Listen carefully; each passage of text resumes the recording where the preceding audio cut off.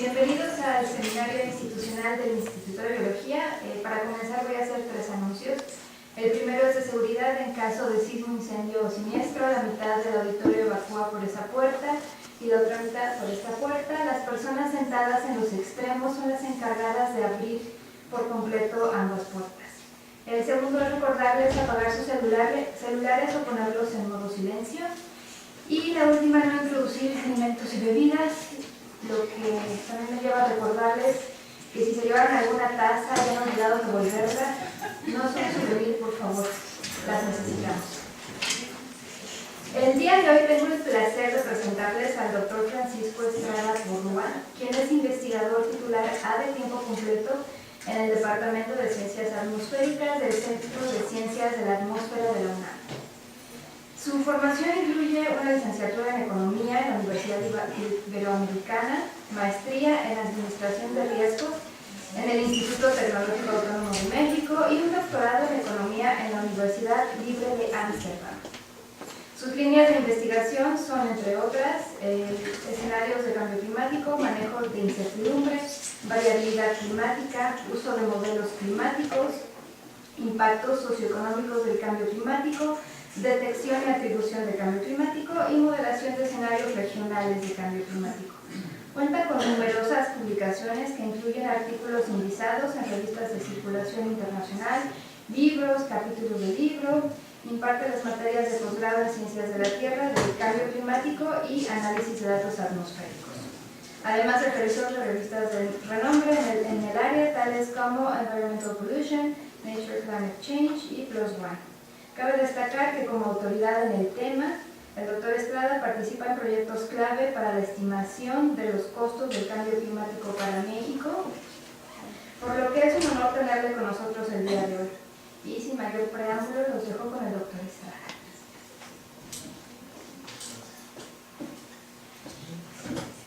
Muchas gracias por la invitación, muchas gracias a ustedes por estar aquí. Es un gusto estar en el Instituto de Biología. Yo trabajo en el Centro de Ciencias de la Atmósfera y tengo mucha interacción con biólogos que están ahí, con biólogos, por ejemplo, del Instituto de Geografía.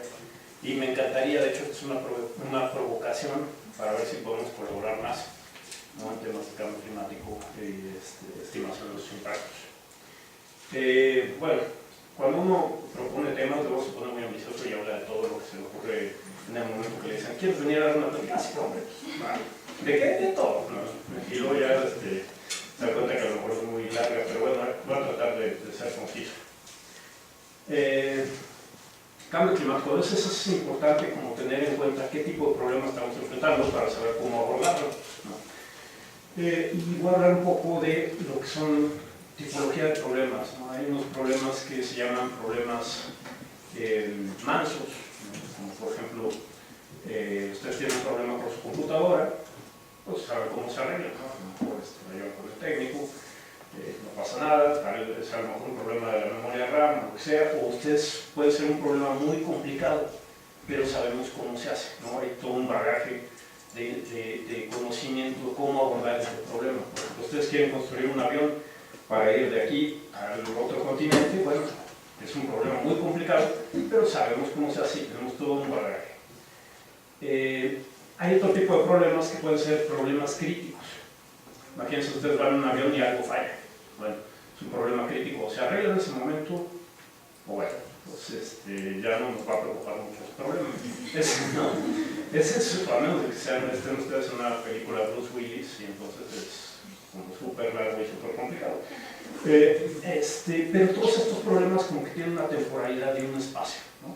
Están delimitados. Hay otros problemas que son los problemas super retorcidos, torcidos o super retorcidos.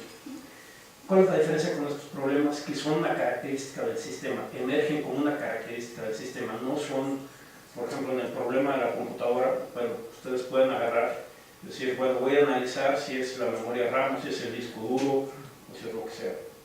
Y ustedes pueden como subdividirlo, esta es una característica del sistema, no lo pueden atacar por partes, ¿no? Entonces, pues normalmente nosotros vamos a tratar de atacarlo con las herramientas que normalmente usamos. pero enfrentamos otras características, tenemos un conocimiento incompleto, no conocemos todo el sistema, no conocemos, es imposible conocer cómo funciona todo un sistema completo. Tenemos estas cosas, somos humanos y tratamos si vemos un clavo vamos a tratar de darle un martillazo. Ese tipo de cosas normalmente no nos van a ayudar a resolver el problema, probablemente lo van a hacer más difícil de resolver. Este tipo de problemas también, si ustedes le preguntan a alguien cuál es el problema, la definición del problema va a cambiar. Si hablamos de cambio climático, a lo mejor ustedes van a decirme, el problema es que somos demasiadas personas en el planeta, ¿no? Es un problema de sobrepoblación. Si le preguntan a alguien más, van a decir, no es un problema de tecnología, ¿no? No es un problema de sobrepoblación, es un problema que estamos produciendo, pero una tecnología vieja que involucra la emisión de gases de efecto invernadero. A lo mejor le preguntan a alguien más y te dicen, no, es un problema de que la sociedad quiere consumir más y más y más y más. Le preguntan a un físico y no, pues es un problema de... O sea, ustedes se dan cuenta de lo que estoy diciendo, ¿no? Entonces, cada actor va a tener una distinta definición del problema y esto nos lleva a que vamos a tener distintas posibles soluciones al problema. Esto empantana totalmente cómo abordamos el problema. Otra de las cosas es que son problemas que están interconectados y tienen retroalimentaciones. Si regresamos al problema de la computadora, bueno, es un problema que, como les decía, está delimitado, ¿no? Si ustedes tienen el problema con la computadora, no les va a causar un problema con su coche, ¿no? O no les va a causar un problema con su relación de pareja, está delimitado. En estos problemas sistémicos todo está interconectado, ¿no? Otra de las características es que el tiempo se agota. No es el mismo problema, el problema va cambiando dependiendo de cuánto pasa el tiempo. El problema de la computadora, pues ustedes, si su computadora falla hoy, el mismo problema van a tener la semana que viene. En cambio climático, el problema es muy distinto si lo abordamos hoy que si lo abordamos en 5 años. Y las soluciones son muy distintas si se aborda hoy o si lo abordamos en 5 años. Otra característica es que el cambio climático no lo vamos a solucionar. El cambio climático no se soluciona, lo podemos empeorar si no hacemos nada o si hacemos las cosas que no debemos hacer, o lo podemos mejorar. Pero no vamos a regresar a una situación en que el cambio climático no es una situación, no es un problema, no es algo que tenemos que tener en cuenta. Eso ya no existe, ¿no? Y todo problema retorcido es síntoma de otro. Como ya lo estábamos diciendo, ustedes me pueden decir que es un problema de sobrepoblación, que es un problema de tecnología, que es un problema del modelo económico, como algunos lo plantean. Pero en el fondo, esto es algo que a veces irrita a mis compañeros en el centro. No es un problema físico, cambio climático, no es un problema necesariamente de las ciencias naturales, es un problema social lo que está detrás. No quiero decir que no sean útiles o que no sean parte de cómo se estudia el problema, pero lo que empuja el problema, lo que genera este problema, son básicamente lo que se dice en inglés drivers socioeconómicos, ¿no? Es socioeconómico. El origen y las consecuencias del problema son básicamente socioeconómicos. Bueno, uno puede ver cambio climático como un problema económico. Como dijimos, cada quien lo puede ver como uno lo quiera entender. Si ustedes ven el sistema climático, bueno, el sistema climático está formado por componentes, ¿no? 5 componentes típicamente. El océano, la tierra, la biosfera, ¿no? La criosfera, etc. Nosotros somos parte del sistema climático y sus interacciones. Entonces, si uno empieza a ver el sistema clima como esta interacción entre componentes, pues se entiende muy claramente cómo es que el ser humano puede hacer estos cambios fundamentales en el sistema clima. Si uno cambia uno de los compartimentos de un sistema, es difícil no esperar que todo el sistema cambie, ¿no? Es un sistema integrado. Entonces, bueno, en economía, pues este es el ciclo de cambio climático. Tenemos actividades económicas que hacemos para generar riqueza, es decir, transformamos todo el entorno, transformamos, por ejemplo, los bosques, etcétera, transformamos el suelo, transformamos los océanos para generar bienestar, ¿no? Lo que nosotros entendemos como bienestar y riqueza. Y eso afecta a la atmósfera, afecta a todos los componentes del sistema clima. Entonces cambiamos el clima, ¿no? Esa manera, por ejemplo, de cambiar el clima es a través de externalidades, no son los productos que nosotros buscamos. Nosotros cuando, no sé, producimos un iPhone, no buscamos generar tantas toneladas de CO2, Entonces, ese producto adicional no es intencional, ¿no? O sea, son externalidades que van a cambiar la composición atmosférica, ¿no? La composición química de la atmósfera, que van a cambiar el balance radiativo de la atmósfera, y eso nos va a llevar a un cambio en el clima que va a tener impactos en sistemas naturales y humanos, que van a ser diferenciados, por ejemplo, en cuestiones socioeconómicas. Los lugares, las regiones con menores recursos socioeconómicos se ha visto que son los más susceptibles a tener los peores impactos del cambio climático, y eso va a tener un efecto sobre el crecimiento económico y el desarrollo económico, y entonces tenemos cómo se cierra este sistema que involucra a todas las partes del sistema clima. Desde el punto de vista más físico, ¿no? Podemos definir el cambio climático como, pues tenemos un balance de energía. Si consideramos antes de la revolución industrial, tenemos un balance de energía de la Tierra, donde tenemos la radiación solar que entra, parte de esta reflejada por el albedo de la Tierra, las nubes en el piso. Parte de esto se queda por el efecto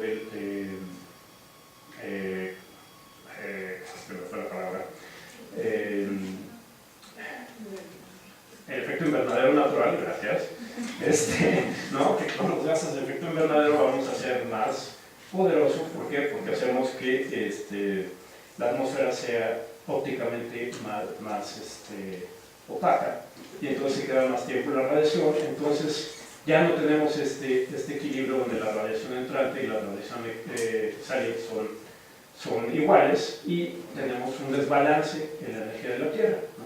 Entonces, ¿cómo responde la Tierra a este desbalance? Bueno, la manera de regresar a un estado de balance es que la temperatura de equilibrio aumente. Este desbalance de energía de la Tierra se mide en forzamiento radiativo, ¿no? El forzamiento radiativo es una medida de este desbalance de energía de la Tierra. Bueno, ¿cómo ha ido durante el periodo más o menos observado, desde 1880 para acá? Ustedes tienen aquí distintos componentes del forzamiento radiativo. Este es básicamente el antropogénico, el más importante de los antropogénicos, que son los gases de efecto invernadero bien mezclados, que es el CO2 y el metano, principalmente. Tienen por aquí el ozono, los volcanes, por ejemplo, que tienen un efecto en magnitud similar a, por ejemplo, lo que hemos alcanzado ahora de desbalance antropogénico, pero pues tienen características muy distintas. Esto es básicamente momentáneo, ¿no? Los efectos de la erupción volcánica durarán 1 a 3 años. Nosotros lo que tenemos es un efecto sostenido, ¿no? De un desbalance de a lo mejor 3 watts por metro cuadrado. Si ustedes se fijan, pues bueno, aquí tienen por ejemplo el ciclo solar, y este es el efecto de las variaciones del Sol, ¿no? Muy pequeño en comparación, por ejemplo, con la influencia humana. Pero bueno, si ustedes se fijan aquí, en esto que hablaba aquí, pues detrás de todo esto, detrás de cómo vamos a calcular los impactos del cambio climático, ya sea en sistemas naturales o sistemas humanos, pues está la suposición o el supuesto de que hay una cosa que se llama atribución. Lo que está pasando es por influencia humana, es por los gases de efecto invernadero. Esto parece como algo ya superado y algo que pues ya no es mucho interés, ya se da por hecho. Bueno, hubo un momento hace poco, no muchos años, que les gustaron unos 5 años, en lo que esto estuvo un poco, no en duda, pero digamos que tuvo mejores momentos, pongámoslo así, ¿no? Porque es un tema complicado. Atribución, hay dos partes en la atribución, básicamente. Una que es la primera, que es detección de cambio climático. ¿Qué es detección de cambio climático? Yo veo, por ejemplo, alguna variable climática o algún sistema que es afectado por el clima. O sea, imagínense temperatura, o a lo mejor si quieren agricultura, o lo que ustedes quieran, algún sistema que está afectado por el clima. Entonces yo tengo una serie de datos y veo que este sistema empieza a comportarse de una manera que no se ha comportado en el pasado, y lo analizo y digo, esto pues no parece ser por variabilidad natural, no parece ser por simples variaciones, sino que parece ser que hay algo que lo está empujando a comportarse de otra manera. Eso, si yo puedo hacer un análisis estadístico, es decir, esto es estadísticamente significativo, ¿no? Esta como tendencia a comportarse de manera distinta es estadísticamente significativa, eso se llama detección. Atribución es, bueno, ya detecté que hay un cambio, ahora cómo digo que esto es antropogénico, que esto es por cambios en el forzamiento natural. O sea, tengo que descomponer la señal en qué es natural, qué es antropogénico, etc. ¿Sí? Entonces no es tan fácil, esta parte es muy complicada y se trata básicamente, ustedes tienen aquí otra vez los distintos componentes del forzamiento radiativo de la Tierra, ¿no? Y pues es relacionar eso, por ejemplo, con la temperatura global, la temperatura atmosférica, la precipitación, que es muy difícil de hacer, ¿no? Y entonces descomponer la señal y decir, tanto del calentamiento observado se debe a la influencia humana. Entonces, básicamente ha habido dos enfoques para hacer esto. Uno estadístico, que curiosamente viene básicamente de la econometría, de los economistas, y el de métodos físicos, que vienen de los modelos de clima. El econométrico tuvo un mal momento porque hubo algunos artículos por ahí que cuestionaron las bases en las cuales estos métodos descansaban, que era, tengo un tipo de serie que cumple ciertas propiedades muy específicas. Bueno, resulta que pues, la temperatura y las series involucradas no cumplen esas propiedades muy específicas. Entonces esto, pues como que no pegaba muy bien, ¿no? Y luego tenemos la parte de los modelos físicos, que realmente el análisis, a grosso modo, es ¿no? Tengo las temperaturas observadas en negro, ¿no? Una línea continua negra, y corro muchos modelos físicos de clima. Y entonces los corro con todo, la parte de los forzamientos antropogénicos y los naturales, y tengo, por ejemplo, esta nube rosa, ¿no? Y los corro sin los forzamientos antropogénicos. Y entonces tengo esta nube azul. Entonces la conclusión aquí es, pues, si no meto lo antropogénico, no puedo explicar por lo menos esta última parte. Ergo, pues necesito esto lo explica nada más lo antropogénico, ¿no? Entonces los últimos 50 años, los últimos 40 años, los que ustedes quieran, son ya una señal antropogénica, ¿no? Entonces tengo atribución. Bueno, lo que pasó es que no sé si ustedes supieron, pero una parte del calentamiento desde 1998 básicamente hasta el año antepasado, que se llamó la pausa en el calentamiento, que básicamente no tuvimos mucho calentamiento, sí se siguió calentando, pero a una tasa mucho menor. El IPCC, el Panel Intergubernamental de Cambio Climático, nunca, excepto una vez, hace pronóstico, hizo pronóstico. Siempre hace escenarios. ¿Qué son escenarios? Bueno, son proyecciones consistentes con qué pasa si los gases de efecto invernadero van así, y entonces pues, la temperatura iría así. Una vez hizo un pronóstico, dijo, independientemente de lo que pase con los gases de efecto invernadero, nos vamos a calentar 0.2 grados por década en las próximas 2 décadas al menos. ¿Y qué fue lo que pasó? Que nos calentamos 0.05 por década, ¿no? Entonces, pues todo el mundo empezó, bueno, es que es la variabilidad natural que está encima de la señal de cambio climático, pues no pasa nada, no tiene nada que ver, pero resulta que esta pausa se alargó mucho. Entonces, investigadores muy serios empezaron, no escépticos, sino investigadores serios, modeladores de clima, dijeron, a lo mejor hay algo fundamentalmente mal con los modelos de clima. Entonces, esta parte empezó como a menguar, no terriblemente, pero hubo un espacio en el que estas dos estaban como no tan bien. Y como la mayor parte de la atribución del IPCC, por ejemplo, que ha ido aumentando, ¿no? Desde, en el tercer reporte de evaluación del IPCC se decía que era likely antropogénico, luego después fue very likely en el cuarto reporte, y luego en el quinto fue extremely likely, y resulta que todo eso descansaba en que también lo hacían los modelos, y resulta que luego no lo hacían tan bien, había algo que no se explicaba tan fácilmente. Entonces, pues se volvió un tema muy importante explicar la pausa en el calentamiento. Hay 300.000 papers, es como uno de los temas más típicos ahora en explicar la pausa, ¿no? Hay ahora muchos papers que dicen que nunca ocurrió, otros que dicen que sí, etc. Es un tema de debate. Nosotros contribuimos a esta discusión con este artículo, ¿no? Que curiosamente pues nos explica la pausa, y la conclusión es que la pausa es antropogénica, tiene un origen antropogénico. Y es, al menos a mí, cuando hicimos el análisis y encontramos lo que encontramos, dijimos, ¿en serio? ¿En serio es tan clara la señal antropogénica sobre la temperatura global y las temperaturas atmosféricas? Bueno, les explico un poco las conclusiones a las que llegamos y ahorita les enseño un poco del análisis. el aumento en el forzamiento radiativo de las temperaturas global y hemisféricas puede rastrearse a las efectos invernadero y antropogénicos. Esto no es muy nuevo, esto es lo que se ha dicho en cambio climático desde siempre. Los resultados de atribución del calentamiento observado son robustos a distintos enfoques de modelación, es decir, lo que encontramos valida o es una manera independiente de comprobar lo que habían dicho los modelos de clima y lo que habían dicho con métodos estadísticamente no adecuados para analizar esto, ¿no? Los procesos climáticos y socioeconómicos están más integrados de lo que se pensaba previamente. Esto es lo más importante del artículo. Y también, los esfuerzos internacionales de mitigación pueden ser efectivos en el corto plazo. Antes se pensaba que si uno empezaba a mitigar, esto iba a pasar, que vamos a ver los efectos en 50 o 100 años. Uno de los resultados es que no es cierto, el sistema reacciona muy rápido. Bueno, aquí, me sigo.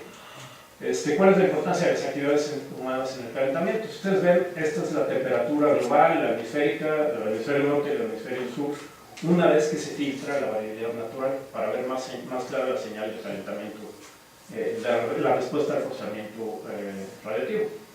Entonces, bueno, una de las claras cosas que ustedes pueden ver aquí es que hay un calentamiento más o menos pequeñito y a partir de más o menos 1960 este calentamiento se incrementa como por 3 veces la pendiente. Bueno, ¿qué pasó en aquel momento? No les voy a dar todo el artículo, se lo puedo enviar, no les voy a dar la parte más técnica, pero la idea es esta.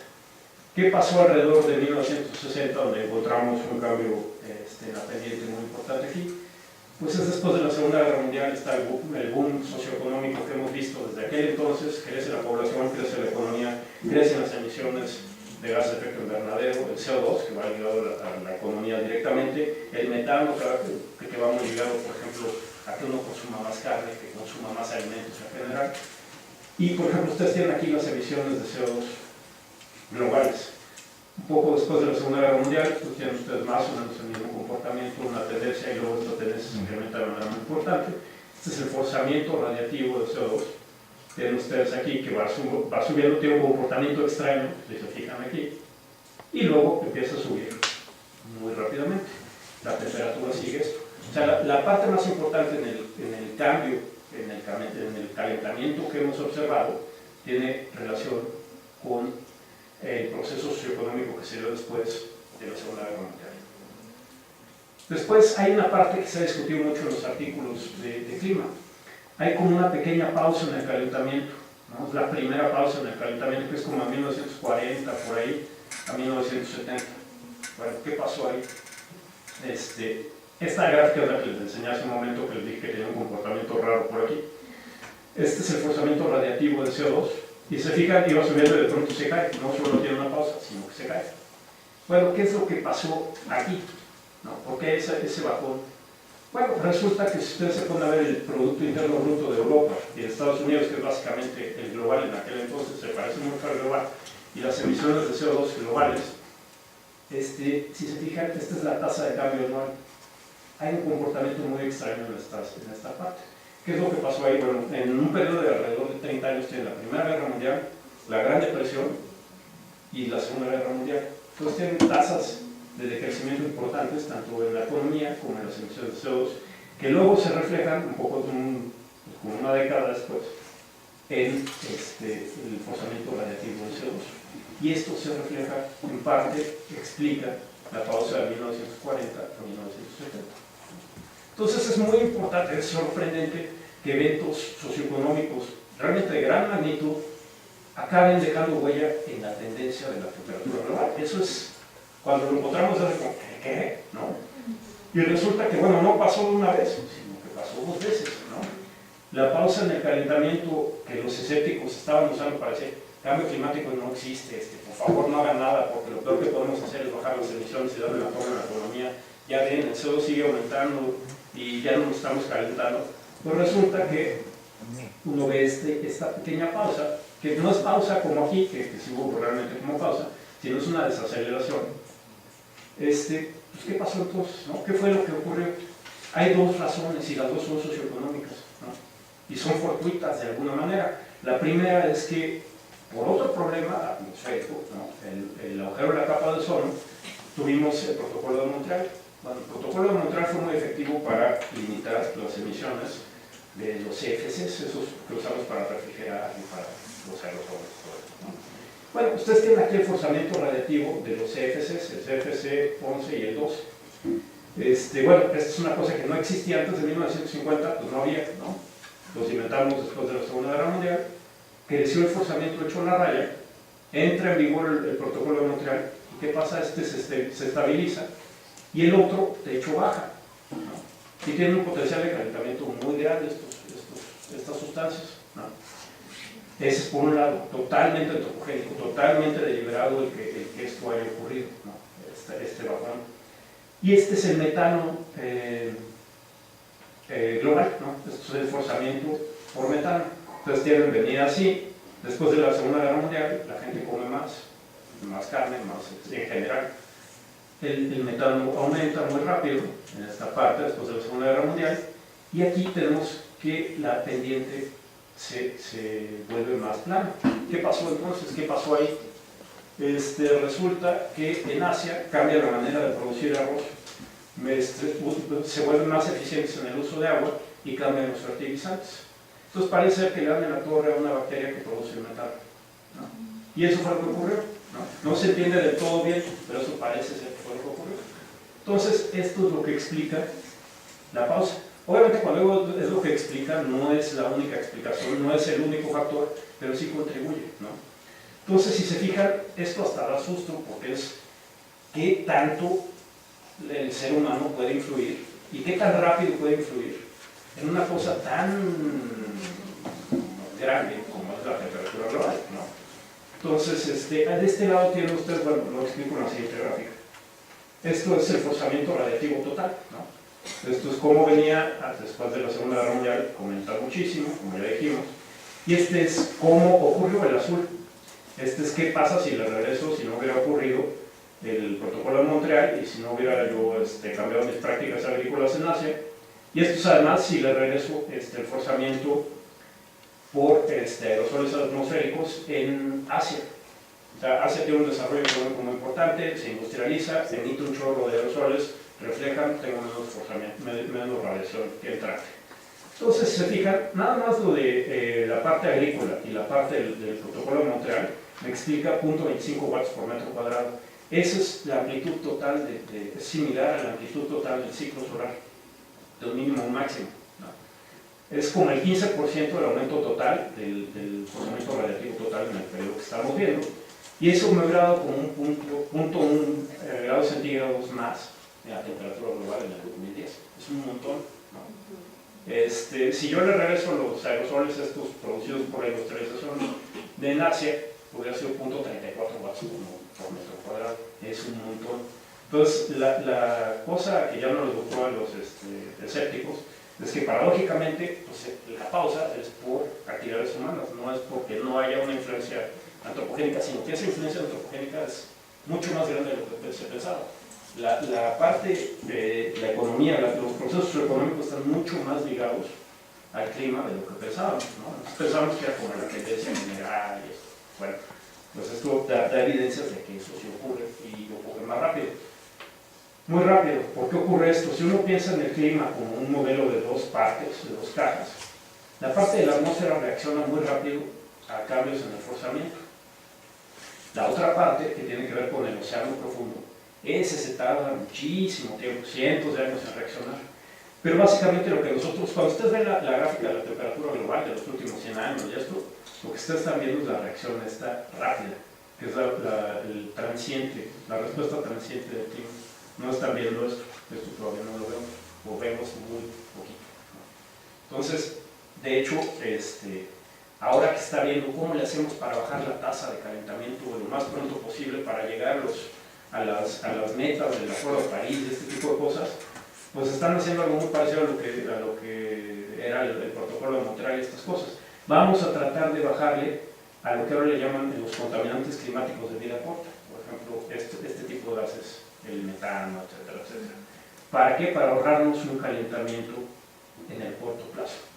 El CO2 va a tardar mucho más en verse, lo que hagamos en CO2 se va a tardar mucho más en verse. Bueno, ahora cambio de canal, vamos vamos a ver, ya vimos que sí, la economía está muy ligada con el clima. Ahora, ¿cómo está el clima ligado con la economía? ¿Qué tanto nos va a pegar en la economía los cambios en el clima?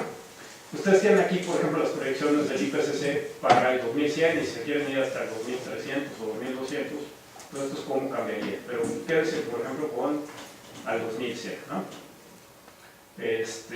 Hasta el escenario más benevolente vamos a estar rebasando 2 grados, ¿no? Y pues si vamos como vamos, en emisiones vamos a estar rebasando más de 5 grados, probablemente. ¿Qué quiere decir esto? Por ejemplo, en las ciencias más duras, ¿no? En la parte de biología, en la parte pues bueno, un poco lo que ustedes hacen, se hace en la parte de ciencias más duras, ¿no? Aumento potencial agrícola, pérdidas en latitudes bajas, sí, estamos como en 1 grado, le subimos al calentamiento, pues alrededor de 2 grados perderemos 1/4 de las especies. 3 grados, pérdida de 1/3 de las especies, bosques boreales, adiós. Más de 3 grados, disminución del potencial agrícola global. 1/3 de la población de estrés hídrico, aumento importante del riesgo de hambre. Alguien podría argumentar que ya estamos aquí, mucho antes de eso, ¿no? 6 grados, pues extinción generalizada de especies. Esto es lo que reporta, por ejemplo, el 20 minutos, me voy más rápido. Extinción generalizada de especies. Aquí es un poco, lo que quiero decir es, en economía tenemos un gran problema, un grave problema de traducción, ¿no? Todo esto, 6 grados, por ejemplo, aquí lo que tienen es cuánto equivale a pérdida de economía, ¿no? En porcentaje del Producto Interno Bruto del planeta. 6 grados equivaldría, en el peor de los casos, como para perder 10% del PIB. Eso es nada, o sea, ¿no? Entonces, como una crisis económica pues, más grande de la que hemos visto normalmente, pero pues, no es así que digas, ¿no? No es... O sea, este es un mundo que no conocemos, este es un mundo que más o menos podemos conocer, ¿no? Inclusive, ustedes a lo mejor oyeron que a Nordhaus le dieron el premio Nobel este año por sus trabajos en economía. Bueno, pues el nuevo trabajo de él dice que pues, no debemos de hacer tanto, debemos de hacer menos. Que su nuevo modelo dice que no pasa nada y que mitiguemos menos. Bueno, mucho del trabajo que hemos estado haciendo nosotros en el Centro de Ciencias de la Atmósfera es tratar de demostrar que hay fallas fundamentales en esto, ¿no? Una de las fallas fundamentales, que es un artículo que publicamos, es eventos extremos y cambio climático. Hay un supuesto atrás que pues muchos de los eventos extremos se debe a que lo que hemos hecho en los últimos 100 años, 120 años, es poner más gente y más dinero, más riqueza, donde no debemos de poner. Imagínense Florida, ¿no? Ponemos mucha gente, ponemos mucha riqueza, donde van a pasar los huracanes, y siguen pasando los huracanes. No es que los huracanes se vuelvan más rabiosos, ni que el cambio climático haya afectado las características de los huracanes, sino que somos más tontos y estamos poniendo más gente y más dinero ahí, ¿no? Entonces, bueno, en este artículo es la primera vez que se muestra que no es cierto, o sea, que no se puede hacer atribución como lo que les mostré antes, pero que al menos hay una señal que no se puede explicar nada más porque estamos poniendo más gente y más dinero donde no debemos, sino que hay una cosa que es consistente con que el clima está cambiando, con que las características de los huracanes están cambiando y que eso ya se puede ver en que, por ejemplo, en el 2005, que entre 2 y 12% de las pérdidas en Estados Unidos fueron debidas a cambio climático y que con un cambio de 1 grado, por ejemplo, las pérdidas en Estados Unidos van a aumentar de manera muy importante. Y eso ya más o menos se puede ver, por ejemplo, en los huracanes que estamos viendo ahora, ¿no? Claro. Otra de las cosas, y yo creo que sería muy interesante ver la opinión de ustedes en este tipo de esfuerzos. Este es un número especial en el American Economic Review, que es la revista de economía más importante, de las más importantes que hay. Nosotros contribuimos con un artículo. ¿Qué pasaba si la corriente termoalina se debilitaba, ¿no? ¿Cuáles eran las consecuencias económicas? El resultado es que no pasa mucho, ¿no? ¿Por qué? Porque los modelos económicos están mal. Esa es mi conclusión personal. Obviamente ellos no lo creen así.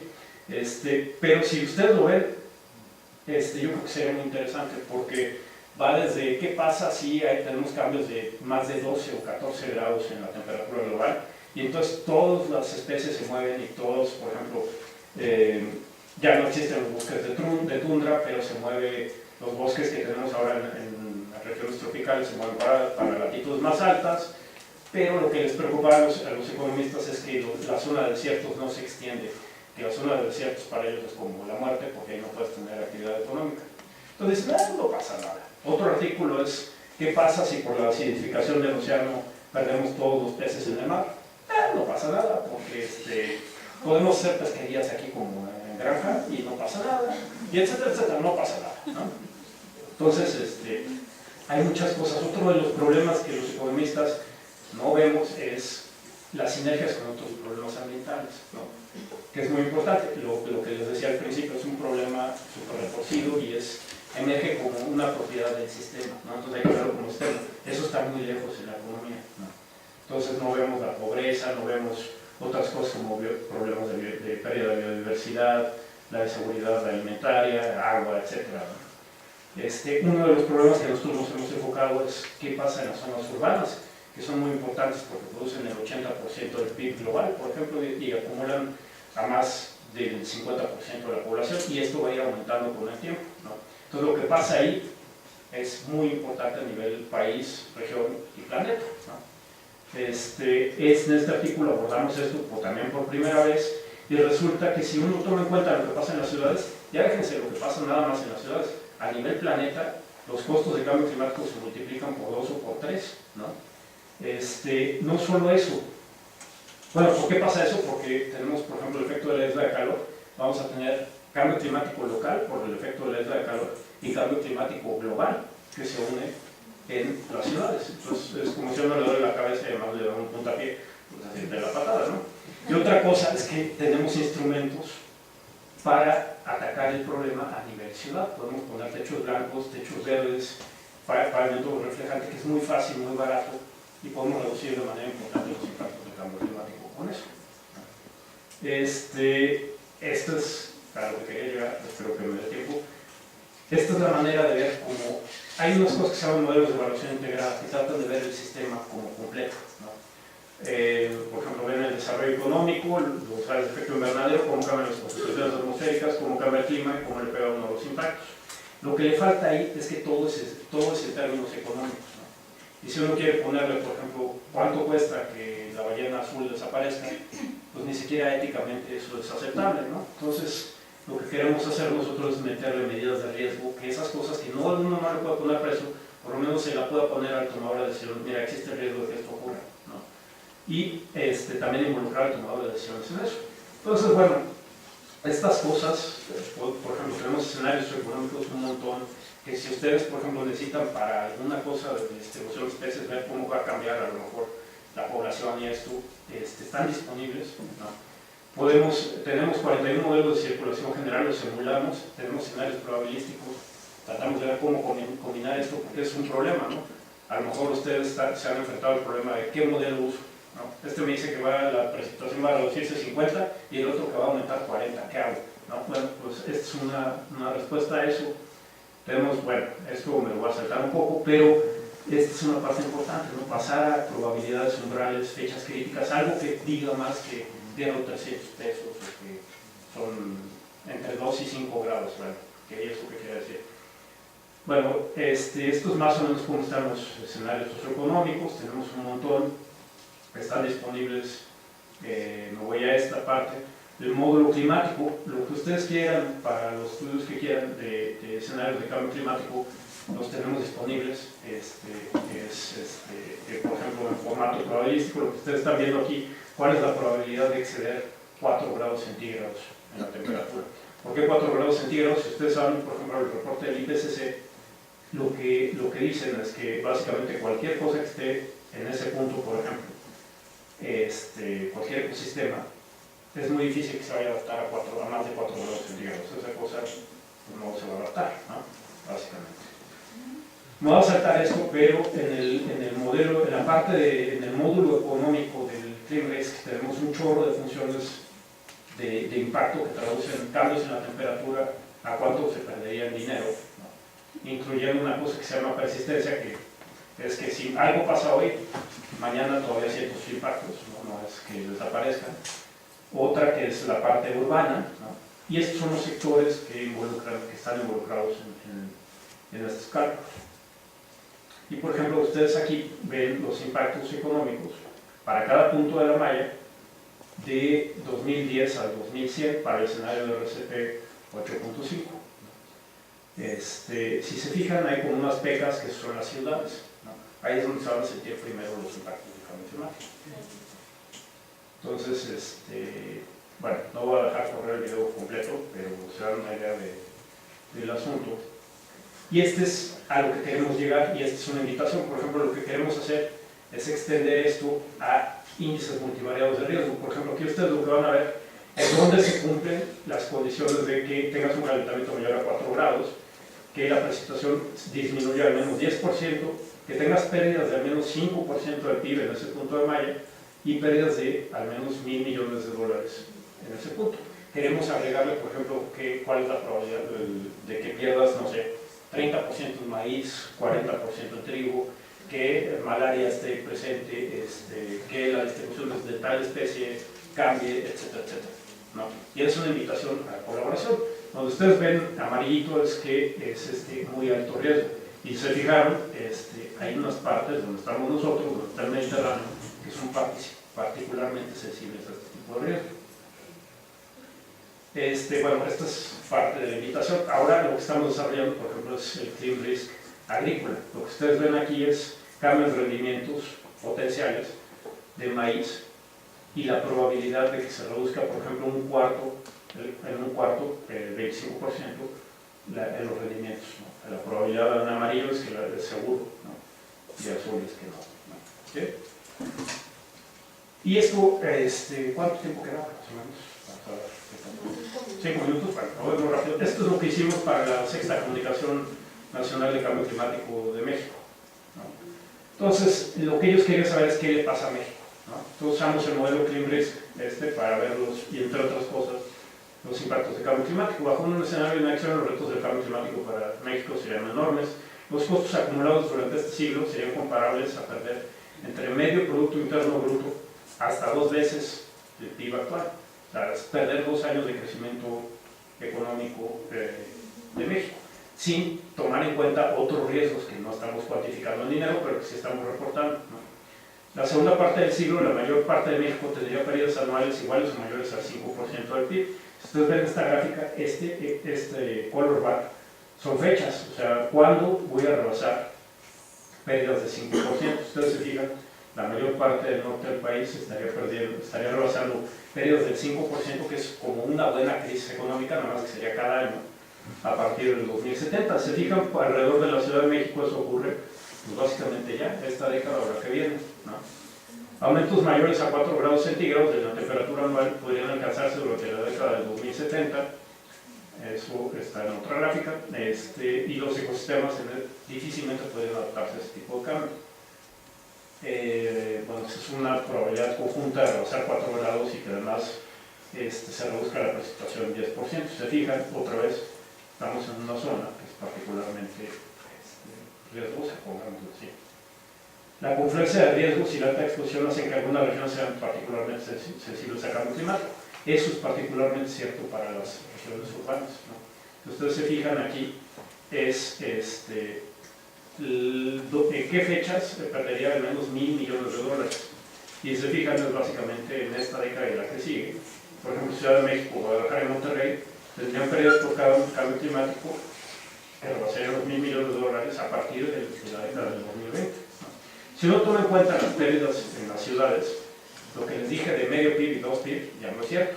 Sería entre 1 y 3 veces PIB y hasta podríamos estar perdiendo hasta 4.5 veces el PIB actual. Eso sería más o menos el tamaño del problema. En agricultura, bueno, vamos a tener, bajo un escenario de acción, cambio climático puede reducir drásticamente la capacidad de producción agrícola en México. Para finales de siglo, algunos cultivos pueden perder hasta el 80% de sus rendimientos. Los estados con mayor aptitud actualmente para maíz de temporal podrían perder a finales del siglo entre 30 y 40% de sus rendimientos. Actualmente, esto es importante, 23 estados tienen rendimientos de producción de maíz de temporal por arriba de 1 tonelada por hectárea. A finales del siglo, solo 11 de esos estados tendrían rendimientos de más de 1 tonelada por hectárea. Bueno, muy rápido, para Tabasco, Quintana Roo y Veracruz, cambio climático durante este siglo sería equivalente a perder entre 12 11 y 10 años del valor de la producción agrícola del estado, ¿no? Otros estados sería más o menos equivalente a entre 5 y 6 años del valor actual, otros 4, y el 55% de los periodos nacionales en granos serían Sinaloa, Tamaulipas, Jalisco, Chiapas y Guanajuato. También en inundaciones, esta me lo voy a saltar, pero en inundaciones tenemos dos problemas. Una, simplemente porque vamos a tener más riqueza, lo que habíamos comentado antes, más riqueza y más gente en zonas que se inundan, y además de eso, pues se va a inundar más algunas regiones por cambios en patrones de precipitación y por aumentos en el nivel del mar. Este es importante, ¿no? Otra cosa que le interesaba a México era saber cómo le iba a ir a otros países, cuánto iban a perder en economía, ¿no?, por cambio climático. Y una cosa muy interesante es, ahora con Trump, ¿qué pasa si Estados Unidos se sale de las negociaciones internacionales? No sé si ustedes saben, pero hay un acuerdo internacional que son contribuciones nacionalmente determinadas, que es cuánto pone cada quien porque quiere, ¿no? O sea, es voluntario. Es como un primer paso para cumplir los acuerdos de París. Estados Unidos está con que se sale, parece que se va a salir. Y bueno, si uno toma en cuenta lo que dice Estados Unidos, resulta que para México, si Estados Unidos se sale, los costos de cambio climático aumentarían entre 7 y 18% del PIB actual. Eso equivaldrían las pérdidas que hubiéramos evitado si Estados Unidos se queda. Entonces esa decisión de Estados Unidos tiene impactos, obviamente no solo para nosotros, para ellos también tendrían unos costos, alrededor de 3 y 5% de su propio PIB, ¿no? Pero este tipo de cosas pues, son interesantes para política pública, para saber cuánto. Y bueno, también se ha discutido mucho de pues, los INDCs, estas contribuciones nacionalmente determinadas no sirven para nada, la gente tiende a ser muy negativa a estos esfuerzos intermedios, pero la verdad es que sí sirve. Este es el mapa que creo que ya les mostré sobre cuándo rebasaríamos el umbral de 4 grados bajo un escenario de no hacemos nada, ¿no?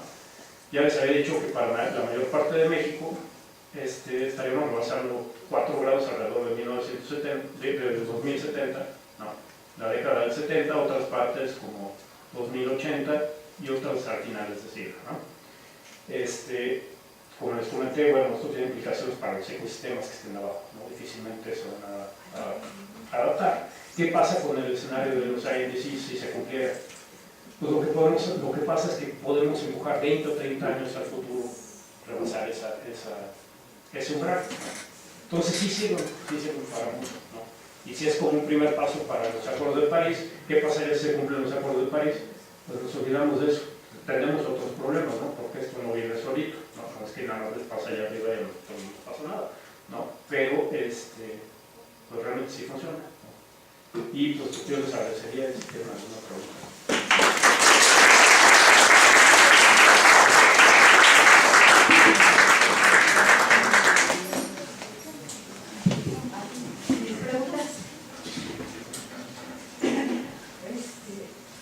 Gracias. Obviamente, lo que hiciste. Muchas gracias. A mí me preocupa muchísimo varias cosas y la presentación de ustedes está enfocada totalmente desde el punto de vista antropogénico. Seguimos siendo dueños de la tierra y es evidente que no.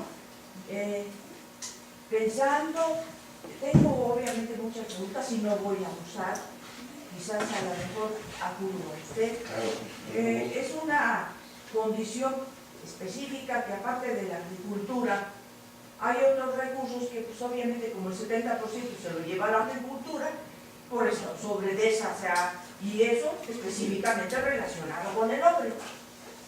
Toda la zona costera, estamos hablando de hasta la plataforma tierra adentro. ¿Qué tanto ustedes han considerado dentro de los modelos? Porque están las pesquerías. Y eso, evidentemente, como no compite con la agricultura, pues ¿qué importa? Además tiene una repercusión económica y por eso mejor ni tocar a esas especies, ni mucho menos el aspecto ecológico. De nuevo, estamos enfocándonos a un aspecto totalmente antropogénico. evidentemente es una forma de pensar. Yo me dedico a la zona costera. ¿Sí?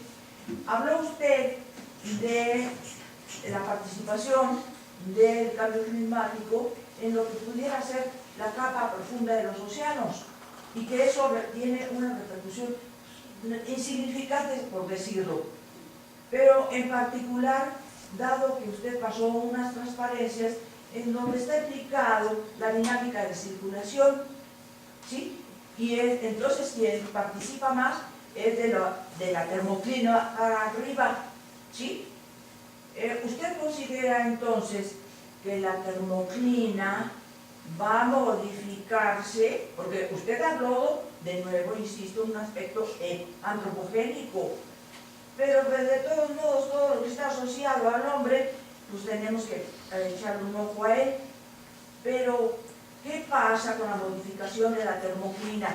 Porque una cosa es hablar usted de la dinámica de circulación y no es evidentemente más que a nivel global, pero en zona, vamos a decir, fuera de la plataforma, tiene una importancia increíble. Y para finalizar, doctor, nosotros, y ha de haber visto usted, que toda la contaminación que se ha generado por los escurrimientos no tiene precisamente una influencia agrícola.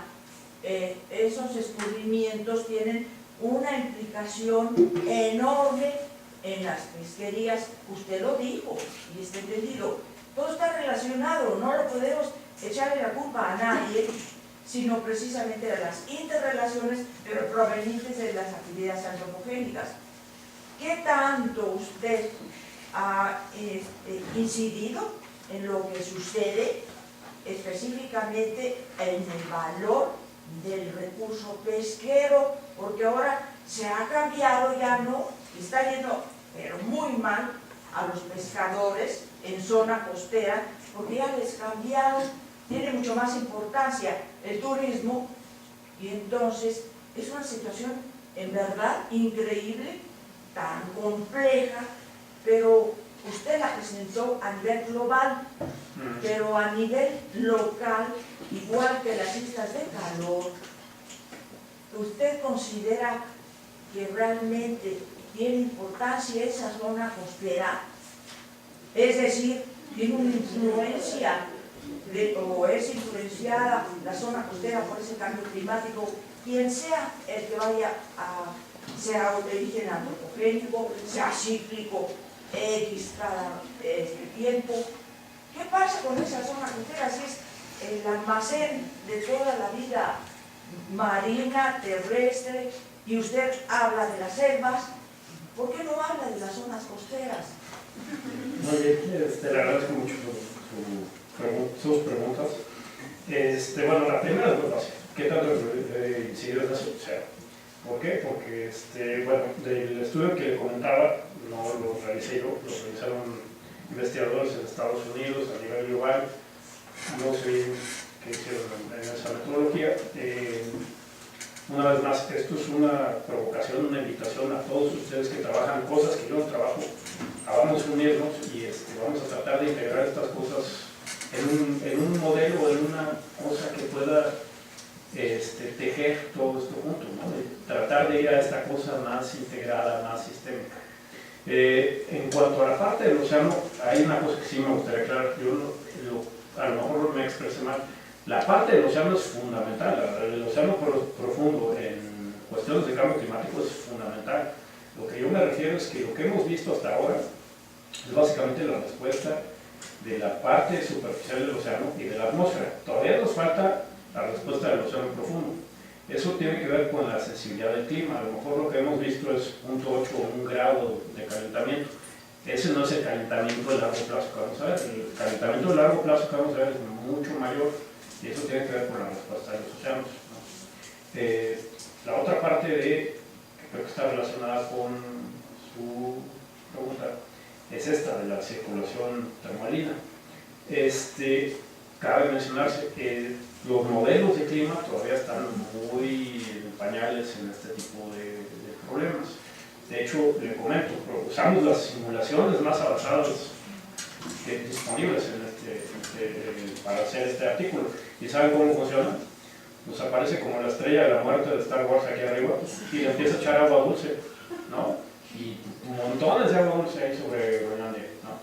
Y eso es como hace que la circulación sea lenta, porque resulta que no hay manera que un modelo de circulación general produzca o sea, no hay manera que se produzca, que se pare la circulación, ni echando el agua por fuera, montones de agua, ni que se alente por solito, o sea, se tiene que forzar por fuera.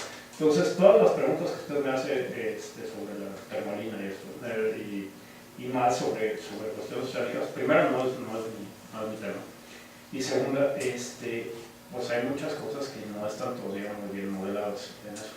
Y una vez más, pues, la parte costera evidentemente es muy importante, y sí me gustaría, si quieren le puedo enviar esta colección de artículos, porque a mí se me hace una atrocidad lo que dicen, ¿no? Por ejemplo, esto de las pesquerías, que no importa, pues cosechamos ahí en la bañera de mi hotel, ¿qué pasó?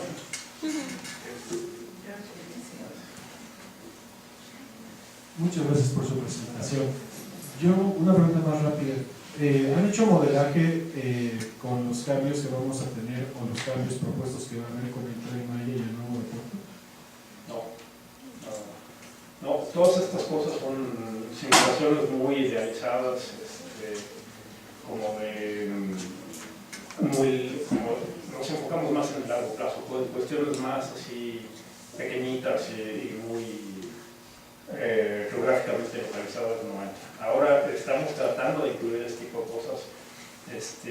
Una persona que se dedica a modelación de cambios de usuarios se va a integrar al equipo, ¿no? Para poder empezar a hacer cosas. Por ejemplo, en la agricultura pues, sería muy bueno, o en distribución de especies, sería muy bueno también poder hacer cosas de modelación de cambio de uso del suelo. Si no estamos haciendo, ya pues es un poco de ciencia ficción, pues trabajamos.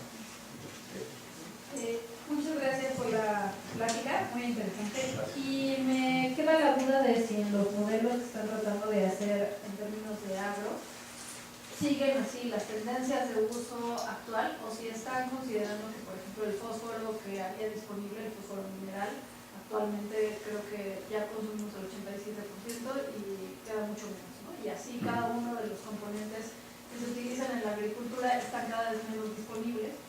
Y no sé si por eso es que la India y África se ponen azules inmediatamente, porque eso tampoco me quedó muy claro, porque en algunos lugares tienen tanto riesgo. Sí, mira, lo que estamos haciendo, esto que muestro ahí, es la emulación del modelo EPIC, que antes era el CERES maíz, ¿no? Entonces, sí toma en cuenta algunas cosas del suelo, la disponibilidad de el fósforo y este tipo de cosas. Claro, lo hicieron para puntos de malla de 50 kilómetros por 50 kilómetros para todo el planeta. Entonces yo no sé qué tan idealizado sea, qué tan realista sea eso, ¿no? Entonces, sí, ahí puede haber discrepancias importantes entre la realidad y el modelo, ¿no? ¿Una pregunta?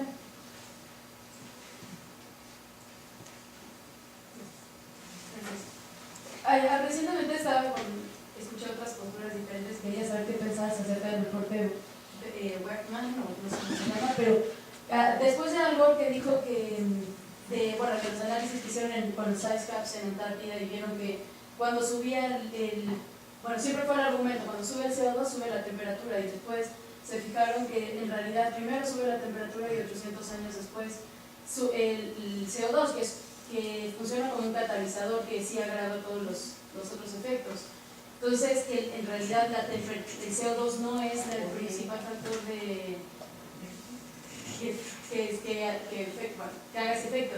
Entonces, ¿qué cosa podría ser? Había escuchado una respuesta que podría ser de Klaus Misteri, que es cuando entra el planeta a los brazos de la Vía Láctea y entonces se forman más nubes y se enfría la Tierra. Ese fue uno de los que leí de ejemplos de qué podría ser lo que causara el aumento de temperatura, porque hay una separación y primero es la temperatura, después el CO2. Y una última pregunta más del periodo medieval, si hay cuáles son las explicaciones a ese aumento de temperatura de ese periodo. Bueno, aquí es una cosa. Digamos que la ciencia alternativa es como si fuera como posible de validar, y eso no sería, es como la medicina alternativa de la medicina real. Si eso fuera replicable y sería ciencia normal, ¿no? O sea, las cosas que se salen de la ciencia normal, si son válidas, se convierten en ciencia de veras, ¿no? Estas cosas de que si la Vía Láctea y todo esto, la verdad es que no tiene ninguna. Tú fíjate, todas, o sea, aquí hay una cosa, por ejemplo, sin ir más lejos, la causalidad, ¿no? Tú sabes de dónde está saliendo el CO2. El CO2 está saliendo de las actividades antropogénicas, no está saliendo de que de pronto por cambios geológicos estás liberando, ¿no? Está producido por las actividades humanas, y después la temperatura está subida, ¿no? Lo puedes reproducir con modelos físicos, ¿no? Lo puedes reproducir con modelos estadísticos. Sí, digamos, desde el punto de vista estadístico, no son exógenos, o sea, sí hay una retroalimentación entre temperatura y, por ejemplo, concentración de CO2, ¿no? ¿Por qué? Porque más temperatura, pues tienes, por ejemplo, más emisión de gases de efecto invernadero, por ejemplo, porque el permafrost se derrite, entonces sale más CO2. Sí hay un feedback en esto, pero la causalidad va en esa dirección, no es al revés.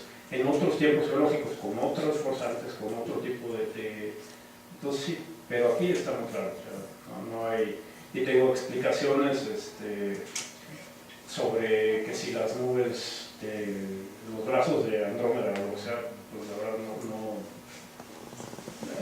eso tendría que estar publicado en alguna revista que tenga revisión de pares y que tenga validación, porque es el proceso de la ciencia.